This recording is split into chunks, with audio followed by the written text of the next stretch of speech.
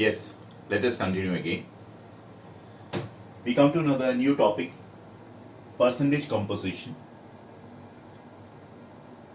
Now, when you talk about percentage composition, you have to now calculate over here percentage composition of the respective elements in this particular compound of calcium nitrate.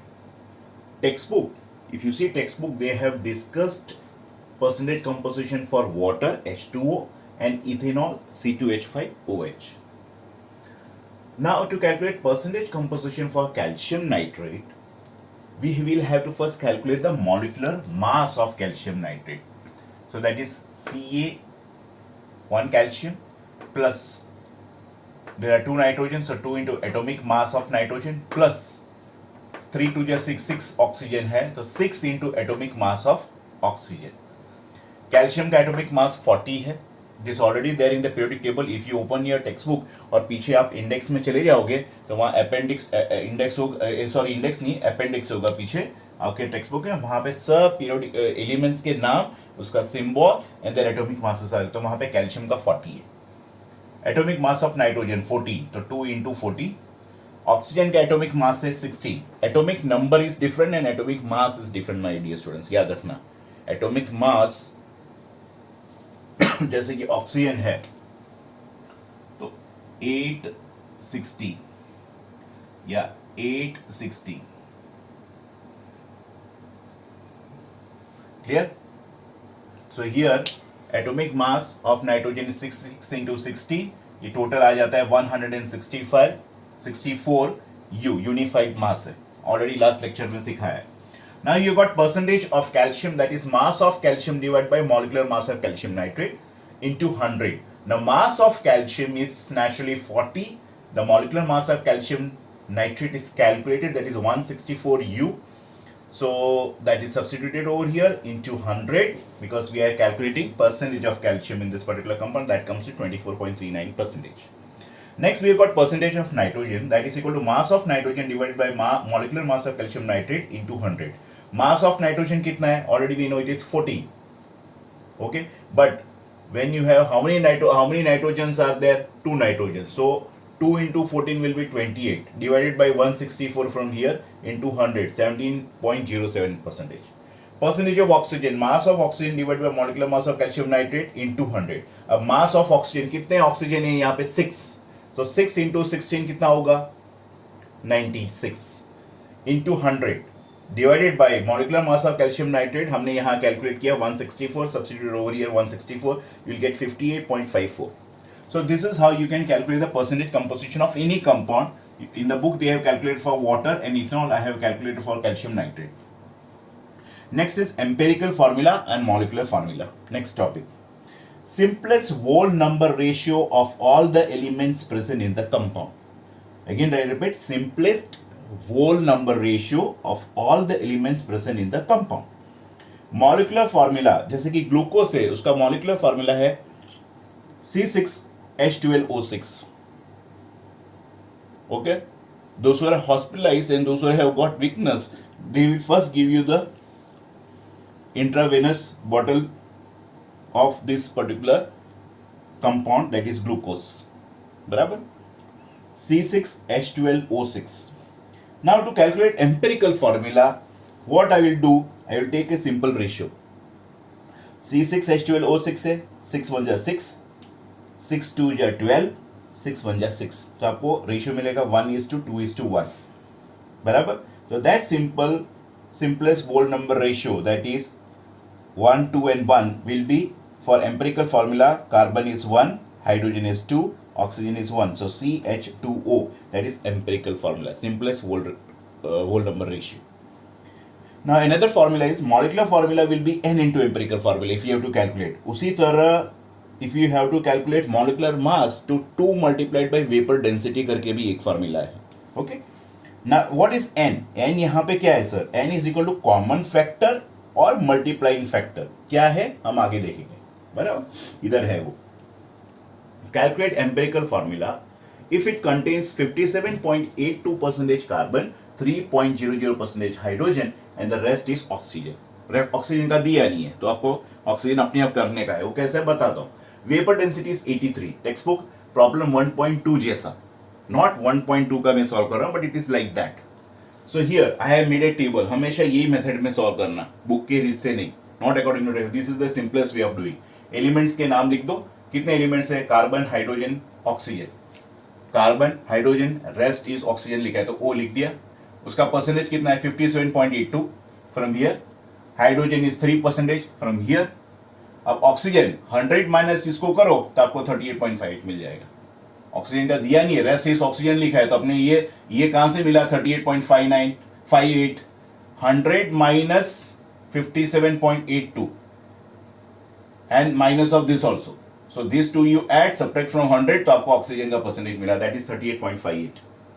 What is atomic mass of carbon? 12. Hydrogen 1, oxygen 16.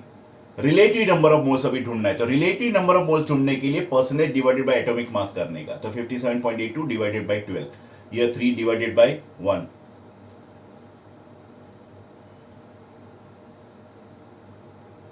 It has to be 3.60 then. Some correction has to be there. 3.60%. Let us make correction. This is 3.60.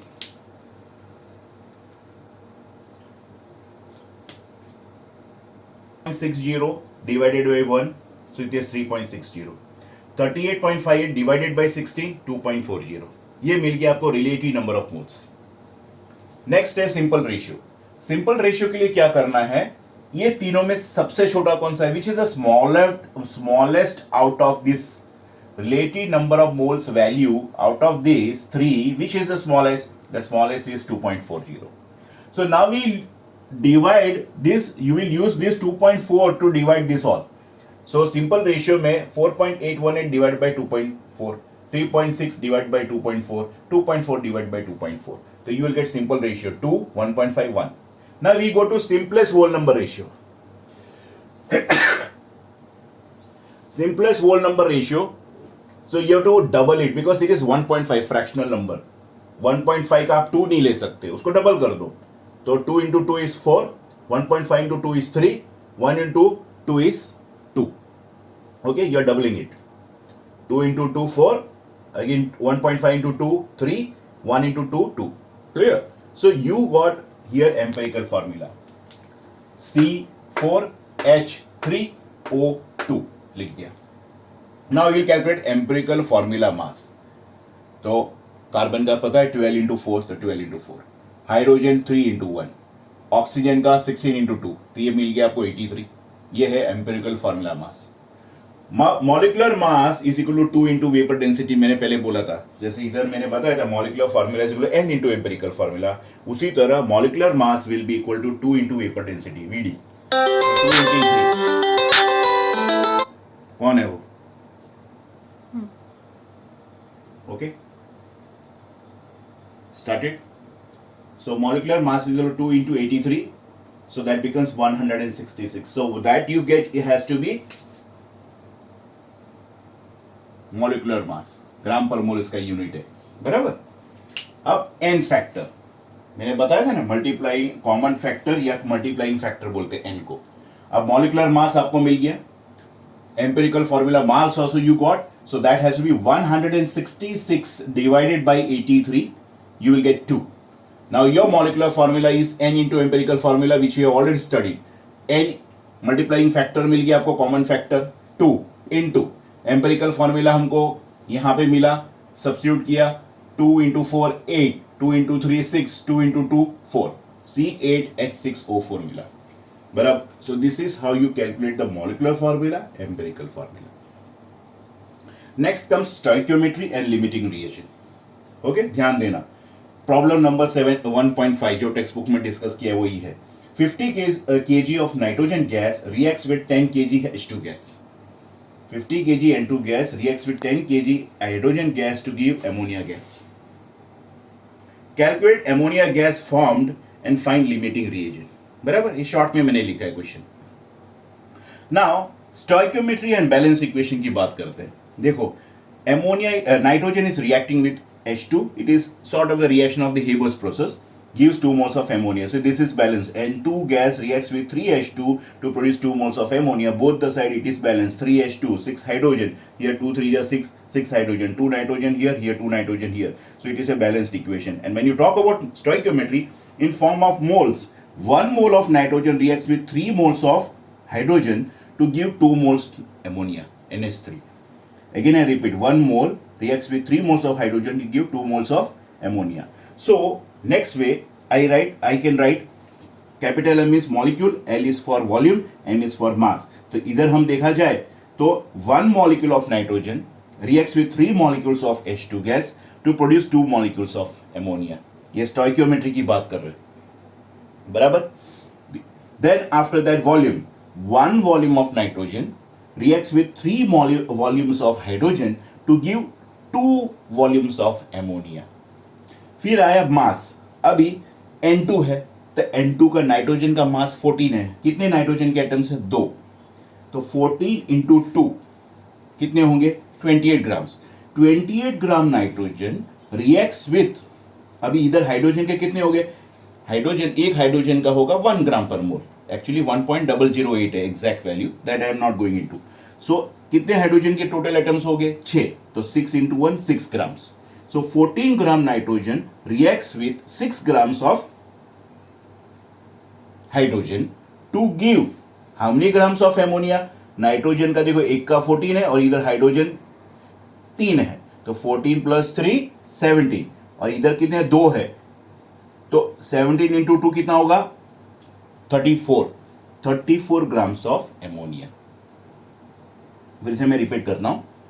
14 into 2, 28 grams of nitrogen reacts with 6 grams of hydrogen to produce